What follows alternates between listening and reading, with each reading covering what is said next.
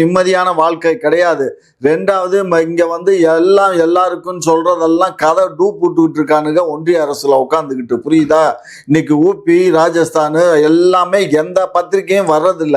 அதையும் மீறி 1-2 பத்திரிகைகள் வெளியில வருது. தமிழகத்திலயும் திமுகவுடைய செய்திகள் மட்டுமே நிறைய ஊடகங்கள்ல வந்து அது நிறைய வருது.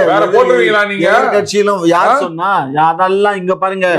சில பேருக்கு விரல்ல சுளுக்கு இருக்கு, சில பேருக்கு நாக்குல சுளுக்கு இருக்கணும்னு சொன்னவர் யாரு? அவங்க கட்சியில இருக்கு. நாங்க எடுப்பங்க விரல்ல சுளுக்கு, நாக்குல சுளுக்கு. இந்த விரல்ல இப்படி நீட்டி பேசுறோம். அப்போ ஜனநாயகத்தின் 4வது தூணையும் நீங்க விலைக்கு வாங்கிட்டீங்க அப்படின்னு வந்து எடுத்துக்கலாமா? நீ எப்படி வேணாலும் எடுத்துக்கோ, யாருக்கு என்ன? ஆத்துல பாஜக வந்துரும், இந்தி வந்துரும் அப்படின்னு.